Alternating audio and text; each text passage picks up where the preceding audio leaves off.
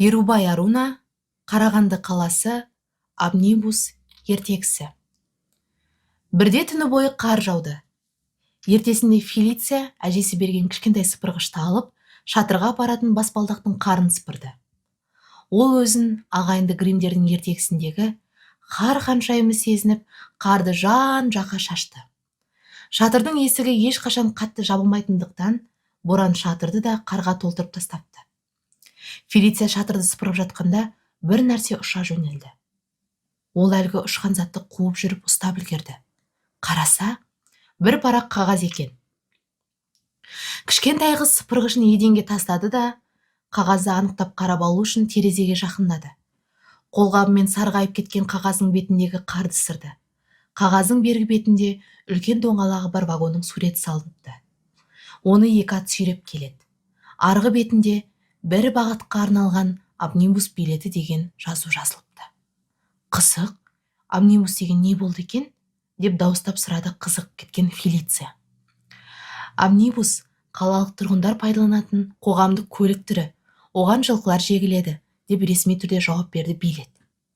О, деп күлді Фелиция. Мұндай ресми дауыс оған өте қызық көрінді. Бәлкім, сен ешқашан үлкен қалада болмаған шығарсың? Әлде амнибусқа мініп көрмеп пең? Мен үлкен қалада тұрсам да, ешқашан амнибусқа мініп көрмеппін, бірақ мінгім келеді, деп жауап берді Фелиция. Мұның жөн, ол өте көңілді сапар болар еді, деді аяқ астынан толып кеткен билет. Сөйтті де өзінің басынан өткен хикаясын айта бастады. Біз әдетте ең басты көшемен жүретінбіз. Деподан бастап теміржол бекетіне дейін, сосын кері қарай. Жүргізуші алдыңғы орында отыратын. Оның жанына баруға тыйым салынған. Ал кондуктор жолаушылармен бірге жүретін. Ол жұмысқа күн сайын таңғы 6-та келетін. Өте әдемі жұмыс киімін киіп, иығына билет салынған сөмкесін ілетін. Ол автобустың уақытылы жүруін, автобустың таза болуын қадағалайтын. Билет алатын адамдарға өте қадал болатын. Бірақ қолы бос кезде жолаушылармен әңгіме дүкен құрғанды жек көрмеуші еді. Бірде амнибус вокзалға қарсы беттегі аялдамаға келіп тоқтады. Кондуктор ғимараттан шығып жатқандардың арасынан таныс адамын іздеп тұр еді. Ол амнибусқа баласын жетектеп келе жатқан ер кісіге қолын бұлғап, қуана қарсы алды. Қандай әдемі амнибус, деді балақай кондуктор ағасын құшақтай алып. Соңғы көрген кезден қатты өсіп кетіпсің, Филипп, деді кондуктор аяздан әбден тоңып қалған баланың бетін сүйіп жатып. Өз орындарыңызға өтіңіздер, өтінем. Қазір жүреміз, деді кондуктор бар даусымен. Артынша қоңырауды шылдырлатты. Жүргізуші жегілген аттарды орнынан қозғады. Амнибус ырғалып барып жүріп кетті. Амнибусқа мінген жолаушылар аз болғандықтан, кондуктор сәлден соң ағасының жанына қайтып келіп, әңгімесін жалғастырды. Бір жұмыстарым шығып қалып қалаға келуім керек болды. Мынадай әдемі амнибусқа мініп көрсін деп, Филипті де ертіп кеттім, деп түсіндірді Филипптің әкесі кондукторға. Дұрыс жасағансың, Филиппке амнибус қатты ұнап қалды, деді кондуктор ағай. Ересектер өстіп әңгімелесіп тұрғанда, Филипп амнибусты бастан аяқ зерттеп шықты. Балақай бұрын соңды пойызбен жүріп көрген, салт атпен де қыдырған, бірақ бұл жолы бәрі басқаша. Ол екеуінің айырмашылығын түсінуге тырысып бақты. Жылтырап жатқан көпір жолдағы жылқы тағасының тықылы бұған бұрыннан таныс еді. Айналадағы үйлер жылдам сырғып барып, артта қалып барады. Амнибустың бірінші қабатынан отыратын сәкілерді байқады. Олар пойыздың отырғыштарына ұқсайды екен. Бірақ шуылдаған паровоз бен тырсылдайтын рельстер жоқ. Доңғалақтың әдеткі тырсылының орнына тек жылқылардың тағасы тықылдайды. Бала өз ойына өз алданып тұрғанда, әкесі оған: «Жүр, Филипп, сәлден соң түсеміз», деді.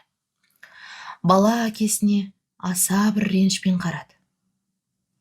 «Филиппті менің жаныма қалдырып кетсеңші, жанында жақсы көмекші болса, әр аялдамадан қозғалған сайын қоңырау соғып тұрар еді». Сен не айтасың, Филипп? Деп сұрады әкесі баласынан. Алақай, кондуктордың көмекшісі болғым келеді. Әке, мені қалдырып кетші, өтінем, деп жалынды ол әкесіне. Жақсы, бірақ бәрінде айтылғандай істе, деп әкесі қолын бұлғап амнибустан шығуға ыңғайланды. Кондуктор Филиппен бас киімін ауыстырды да, оны қоңыраудың жанына отырғызды. Орындарыңызға отырыңыздар, біз жүреміз, деп кондуктор хабарлады да, балаға қоңырауды соқ деп белгі берді. Қоңыраудың жібіне қолын жеткізу үшін Филипп аяғының ұшымен тұрды. Дегенмен, ағасы сияқты өзде қоңырауды 2 рет мақтанышпен соқты. Автобус бір аялдамадан екіншісіне жүйткей отырып, ақыры соңында депоға келіп жетті. Жүргізуші су ішуге асығып, оның үстіне жегілген аттарға жабу алып келейін деп шығып кетті. Кондуктор әдеттегідей амнибустың ішін аралап шықты. Өйткені кейде жолаушылар заттарын ұмытып кетіп жатады деп түсіндірді Филиппке. Бұл жолы ешкім ештеңесін ұмыт қалдырмапты. Бәрі ойдағыдай екен. Содан соң олар ұйтқи соққан бораннан қашып, қызметкерлер бөлмесіне барды. Бөлменің ішінде темір пеш бар екен. Филипп пештің жанына жайғасып, аттарға қамқорлық жасап жүрген жүргізушіге қарап отырды. Ағасы сөмкеден сэндвич шығарып, оны 2-ге бөлді. Сөйтті де жартысын Филиппке ұсынды. Сосын балақайға көзін қысып, ас дәмді болсын, әріптес, деді.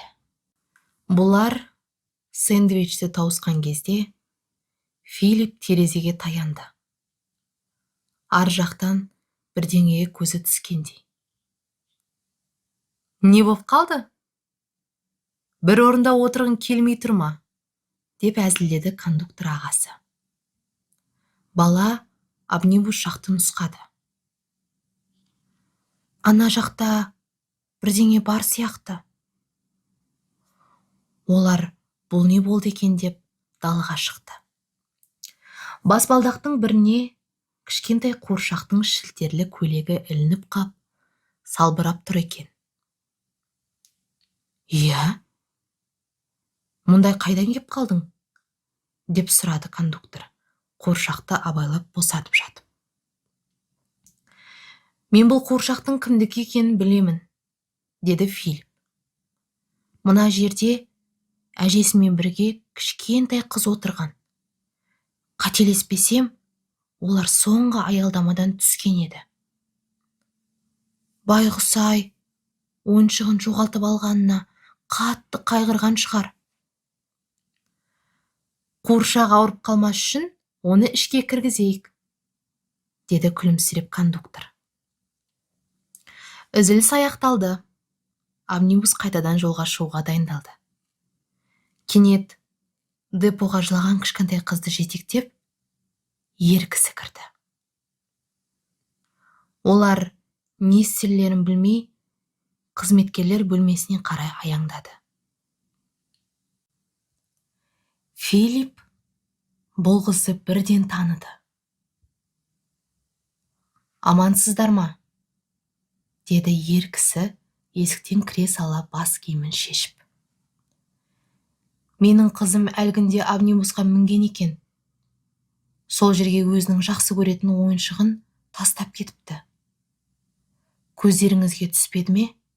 Деді ол. Кондуктор бұл сұрақ саған қойылды дегендей Филиппке қарады. Ол басын изеді де көрші бөлмедегі үлкен шкафқа тұра жүгірді. Бұл шкафта жолаушылар ұмытып кеткен заттар тұратын. Қуыршақ та сондай еді.